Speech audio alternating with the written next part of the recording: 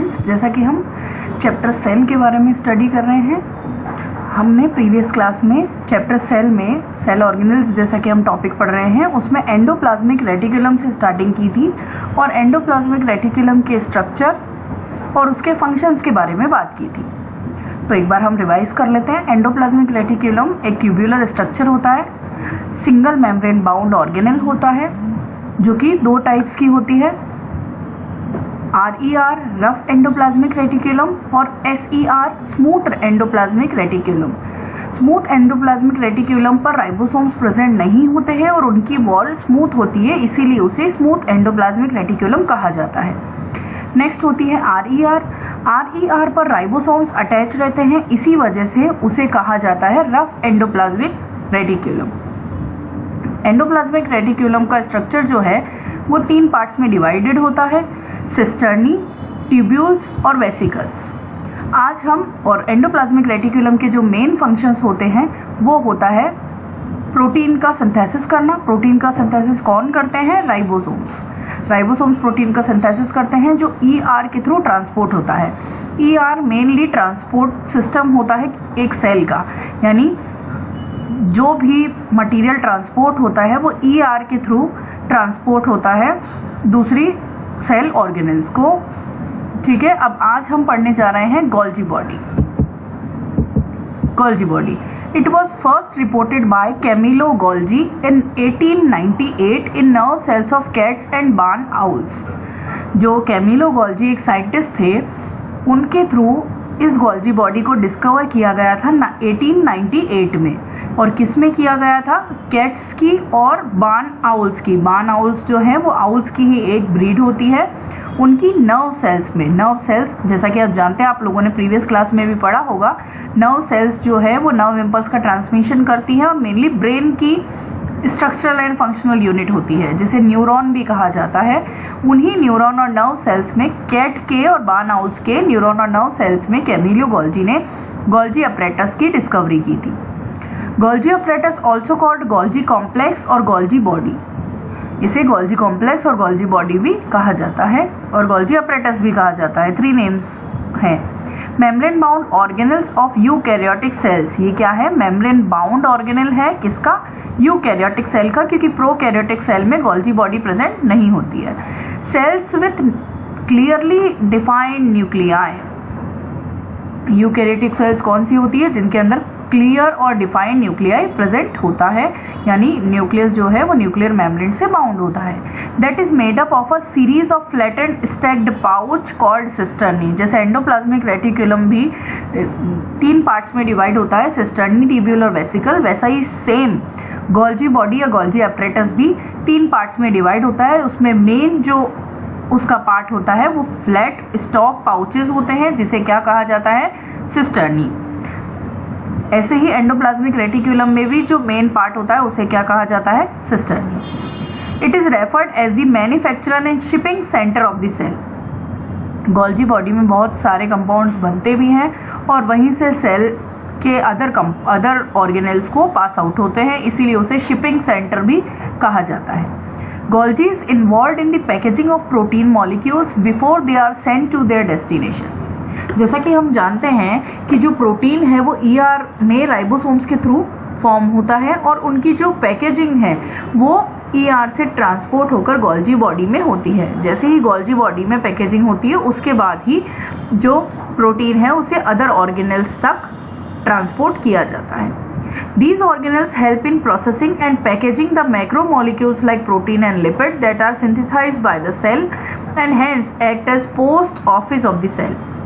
जैसे जितने भी लेटर्स होते हैं आपके वो सारे पोस्ट ऑफिस में आते हैं और फिर पोस्ट ऑफिस के थ्रू अलग अलग एड्रेसेस पे पहुंचाए जाते हैं।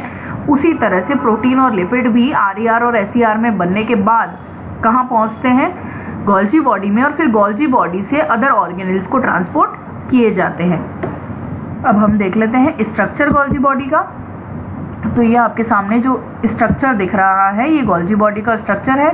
इसमें ये आपको जो ट्यूब्यूलर स्ट्रक्चर दिख रहे हैं ये है सिस्टर्नी, और ये जो आपको सर्क्यूलर राउंड स्ट्रक्चर दिख रहे हैं ये है वेसिकल्स। सिस्टर्नी का जो एक फेस जो कॉन्केव फेस होता है उसे सिस फेस कहा जाता है और जो कॉन्वेक्स फेस होता है उसे ट्रांसफेस कहा जाता है। जो ये वेसिकल्स होते हैं वो वेसिकल्स बनते कैसे हैं, मेनली प्रोटीन आकर के गोल्जी बॉडी में स्टोर हो गया और वो ही फिर प्रोटीन की पैकेजिंग होती है।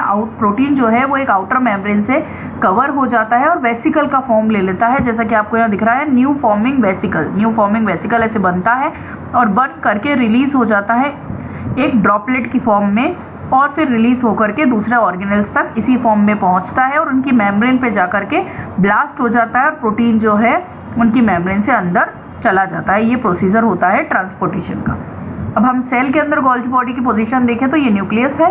ये न्यूक्लियस के आउटर साइड पे ये जो आपको ब्लू कलर में दिखाई दे रही है ये है आपकी एंडोप्लाज्मिक रेटिकुलम और ये जो डार्क कलर में दिख रहा है ये है गोल्जी बॉडी। अब इस गोल्जी बॉडी से जैसा कि आपको ये दिख रहे हैं अंदर मटेरियल्स को की पैकेजिंग हो रही है, मेनली प्रोटीन और लिपिड पैकेजिंग होकर के ये वेसिकल्स बन रहे हैं और वेसिकल का ट्रांसपोर्टेशन हो रहा है। फिर ये यहाँ आकर के ब्लास्ट हो जाते हैं सेल मेम्ब्रेन पे। ब्लास्ट होने के बाद एक्सोसाइटोसिस के थ्रू जो मटेरियल है वो बाहर निकल जाता है। इस तरह से ट्रांसपोर्टेशन होता है किसी भी मटेरियल का, या जैसे कि लिपिड हो या फिर प्रोटीन हो। Golgi apparatus appears as a complex array of interconnecting tubules, vesicles and cisternae, यानी मेनली interconnecting tubules, vesicles और cisternae दो पार्ट से मिलकर के जो Golgi apparatus है वो बना होता है। cisternae के बारे में मैंने आपको अभी थोड़ा सा डायग्राम में भी बताया और पहले भी बताया, अब थोड़ा हम और पढ़ लेते हैं। It is the simplest unit of Golgi apparatus is the cisterna। जो सिंपलेस्ट यूनिट होती है गोल्जी apparatus की उसे कहा जाता है सिस्टर्नी या cisterna.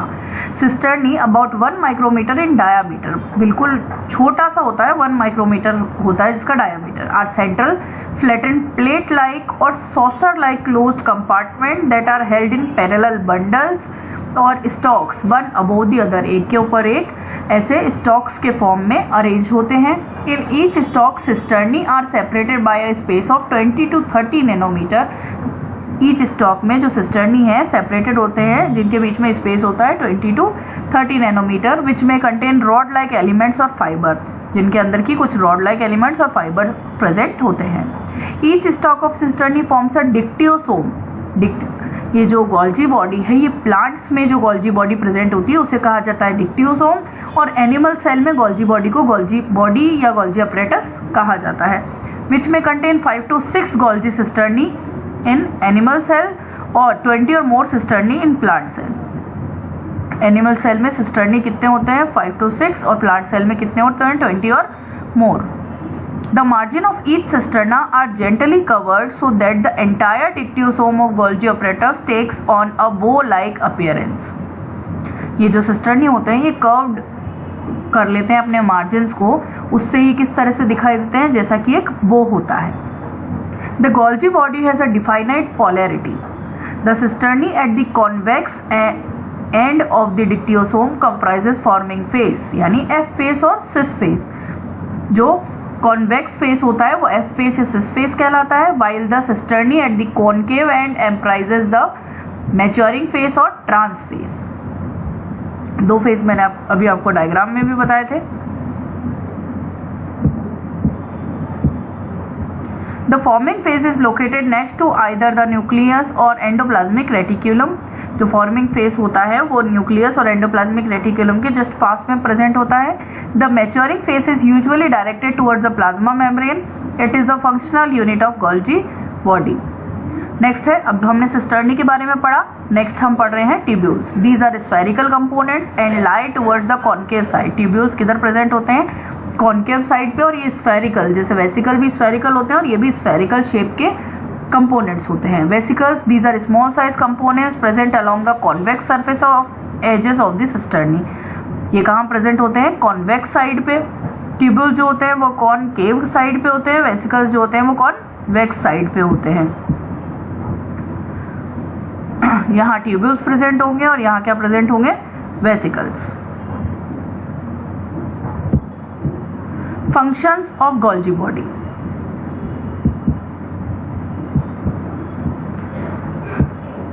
The main function of Golgi body is secretion, so it is large size among the secretory cells. Main function क्या होता है Golgi body का secretion।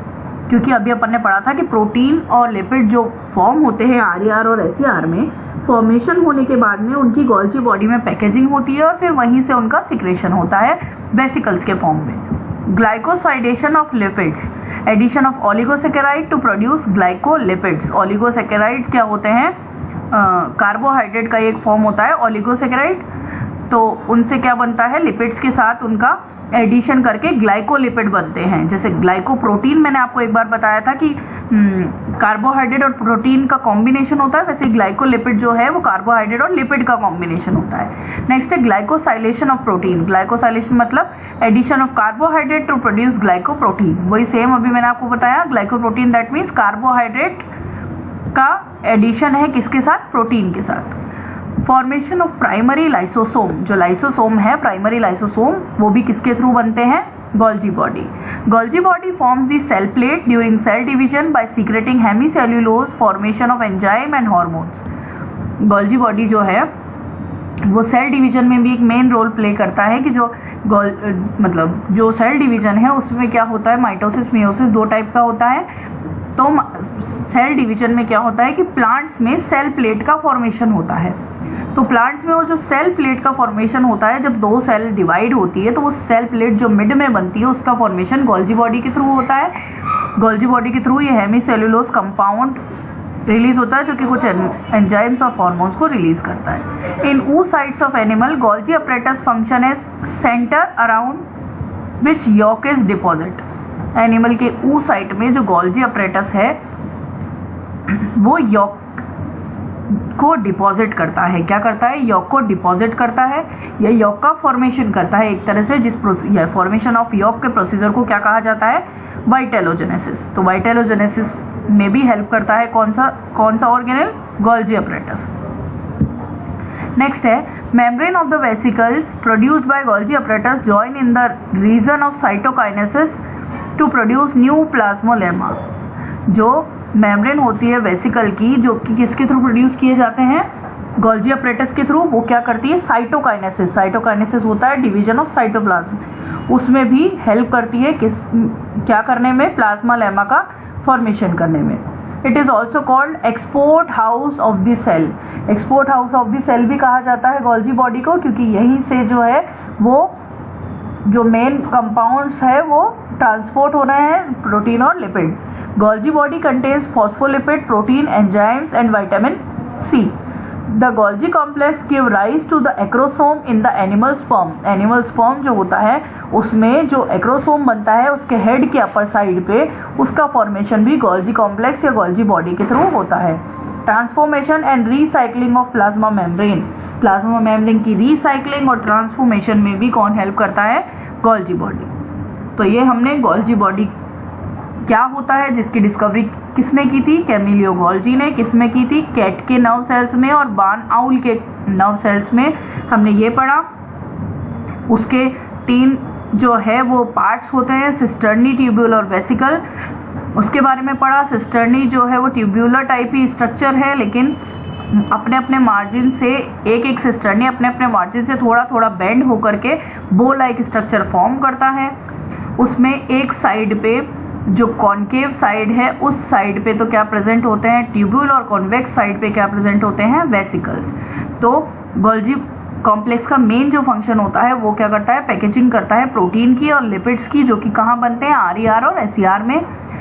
RER और SER में प्रोटीन लिपिड बनने के बाद कहाँ पहुँचते हैं? गोल्जी कॉम्प्लेक्स में। वहीं से पैकेजिंग के बाद वेसिकल्स के फॉर्म में रिलीज हो जाते हैं और सेल मेम्ब्रेन पे जाकर के ब्लास्ट हो जाते हैं, जिससे कि जो उनके अंदर फिल हुए हुए प्रोटीन और लिपिड है वो मेम्ब्रेन से एक्सोसाइटोसिस के थ्रू बाहर रिलीज कर दिए जाते हैं। तो ये हमने पढ़ा आज गोल्जी बॉडी के बारे में। आज हम पढ़ेंगे इतना ही, बाकी का नेक्स्ट क्लास में।